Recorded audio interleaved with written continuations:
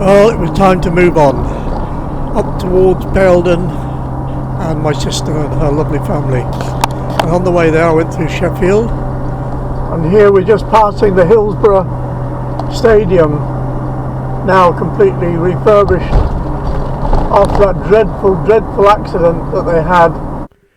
97 people died, crushed, due to bad management of crowd control. Terrible story. We're now approaching Bradford city centre, and for Gwendolyn this is quite an event.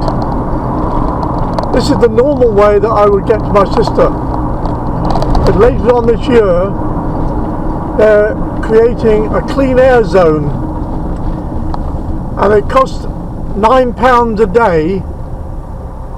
So if I were to stop overnight at Susan's and use this route, it would cost £18 extra.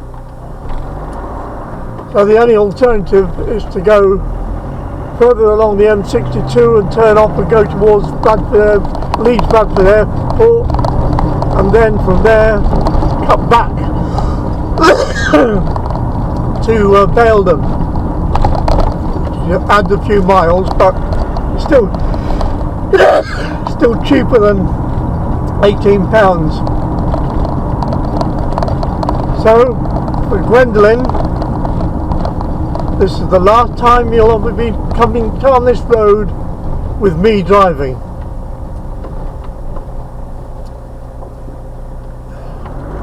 So make the most of it, Gwendolyn.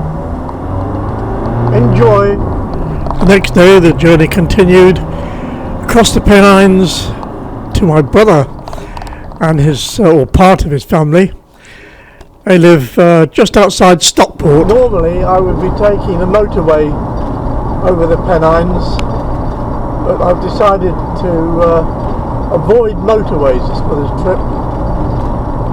Just give myself a rest from being blown about all over the place on the top of the hills. Monty's navigator today. You keep us off the motorways, won't you?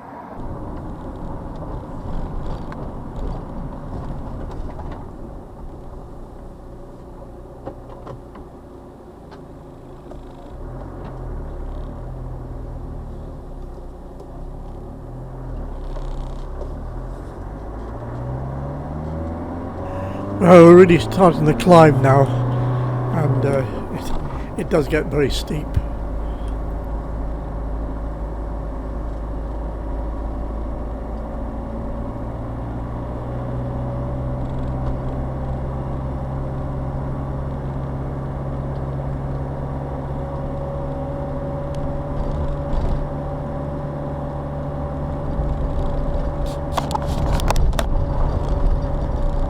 Well into the Pennines now, and climbing,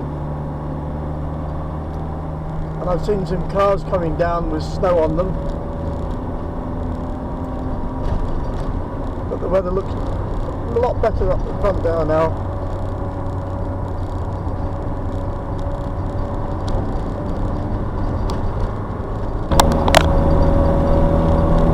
I've mentioned it before, but the Pennines, and we're almost at the top of them now, are known as the backbone of England. And there's some interesting roads going over them.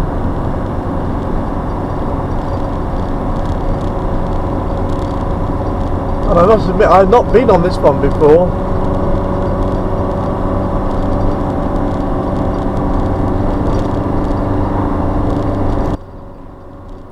Well, Gwendolyn's in second gear, and you can see at the bottom of the screen there I'm just doing 22 miles an hour.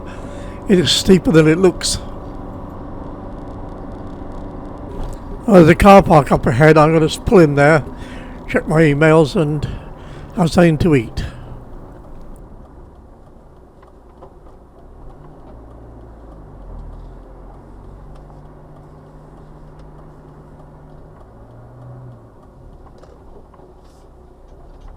There we are, right near the summit, and that is snow down there.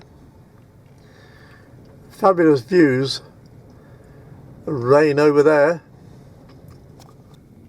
And I was looking off to the east, and it's very, very windy. I've stopped on the top of the Pennines in a car park to watch the 12 o'clock news about Ukraine. The terrible, terrible thing that's happening there. And I dread to think what we're going to go through before it's all finalised. But while I was sitting here, the weather has turned horrible. I don't know whether you can make that out, but it's there's a bit of a blizzard. It's not heavy snow, but it's very fine, and the wind is rocking Gwendolyn badly. And it's looking very, very nasty outside. So I'm going to stay here a little bit longer and see if the weather dies down a bit before I head on. It looks like the worst of the weather is over, so I'm going to press on a little bit further.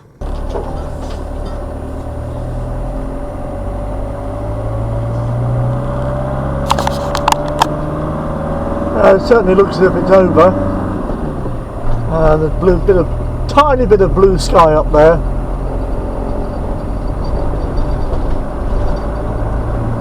And it looks to me as if just a couple of 100 yards and we'll be right on the top.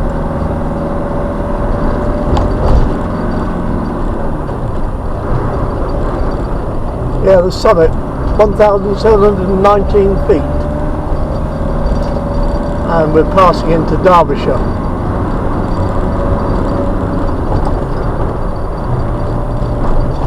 And now we go back down again. It's wet, it's slippery, and with it being a very low temperature, I'm driving very, very carefully. We're now coming to a main road, a busy, busy main road. I had to wait here for ages before I could get out onto the main carriageway. Doesn't look busy, but I can assure you, as much as I could see round behind me, and then traffic kept coming. Anyway, eventually I managed to get out and carry on.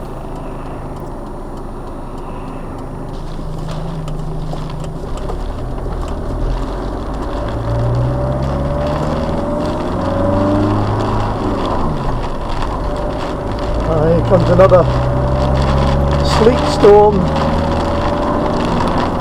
looking really nasty again. Half a mile, turn left.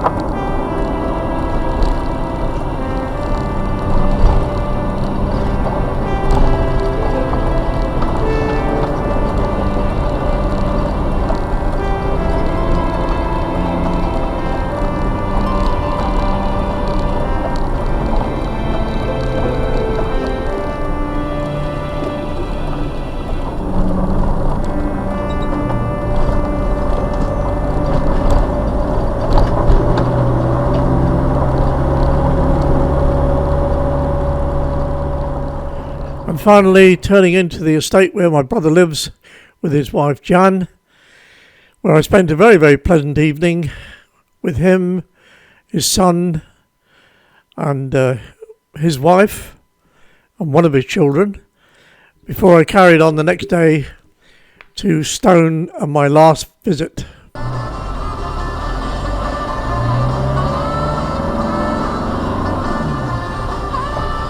1.25 miles, turn left. Right, Friday the 25th.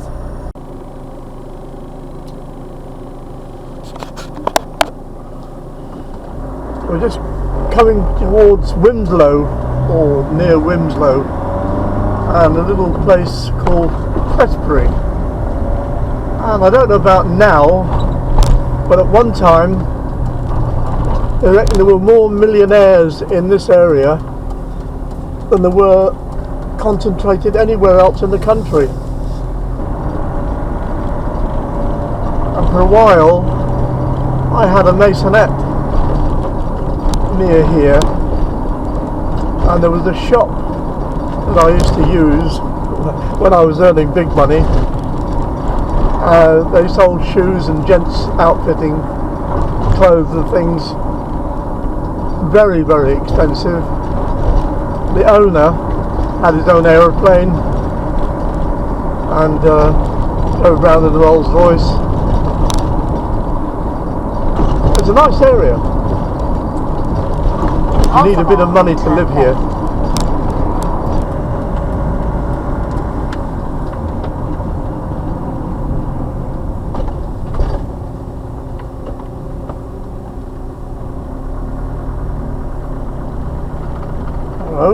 Emergency road closure. So I'm going to have to turn around.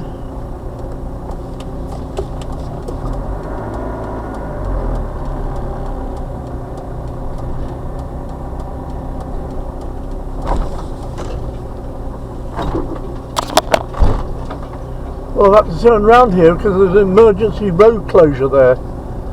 So Sat-nav's going to have to work out another way.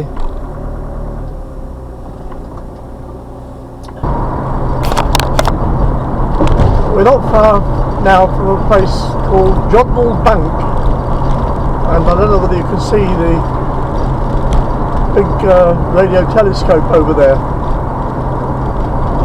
I'm hoping to stop there for a minute or two. Also in this area they quarry and mine salt, rock salt. Well, this is the entrance to the Jodrell Bank Observatory Centre, and we'll go and find the car park and take a quick look.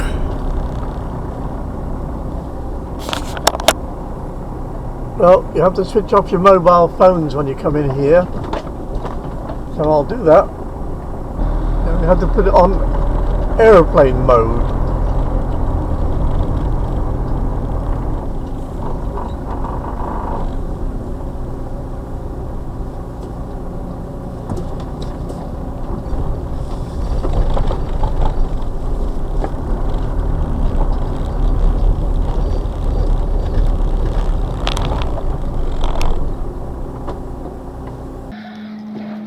That's certainly a big piece of equipment, and it's actually swinging round now. Yeah, you just see it on the move, very, very slowly swinging round. And that big telescope there was actually built in 1957, 65 years ago. Still operational today. Coming to a stop.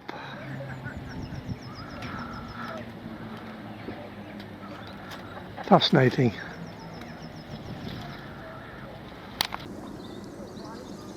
And that's the main telescope, but there are others, smaller ones, and there's one over there beyond the trees. And if you're ever in this area, it's well worth a visit, and going to the Discovery Centre. That's fascinating, especially if you've got children. So I can recommend Jodrell Bank Observatory. Well, that's that little stop over, but now I've got a very unpleasant stop, the next one. I've got to stop at the campsite that belongs to the Caravan and Motorhome Club, where I can empty the toilet cassette, because I have all week now and it's nearly full, so it needs emptying. So off we go to there, and then on to Stone, the town near Stafford. Well, finally I managed to get the tank emptied. I looked on the website or on the internet, and I found 3 different campsites fairly near the route that I was going to be taking, all the websites said open, open, open. I went to each one, closed, closed, closed. So one of the people suggested that I try the marina in Stone, which is the town where I'm going to. When I say marina, it's for the canal boats, the narrow boats. So I was heading down there, and I saw a sign that said camping. I drove about a mile up this lane, and there was a campsite, but it was mainly statics and seasonal stuff. But the man was very, very kind. He lifted a manhole cover and said, "That's straight into the drains. You can use it." So I finally got it emptied. And now I was hungry. So I wanted something to eat. I carried on up this lane, and I came across this. What looks to be like some sort of heritage railway. So I'm going to have a look around, see what I can find. I know you're not all interested in trains, and I did take a fair bit of videoing around the engine shed and where I was allowed to walk. So I'm going to make a separate video of what I saw around the yard with the engines and so on. So that'll come up as a separate video a little bit later. Well, after spending a very pleasant evening with Nicola, my niece, and her husband Andy, the rest of the trip went very well, and I'm now back in the valleys of South Wales. This is my trip, and it was roughly 500 miles. So thanks very much for watching, and please look out for my next trip in Gwendolyn.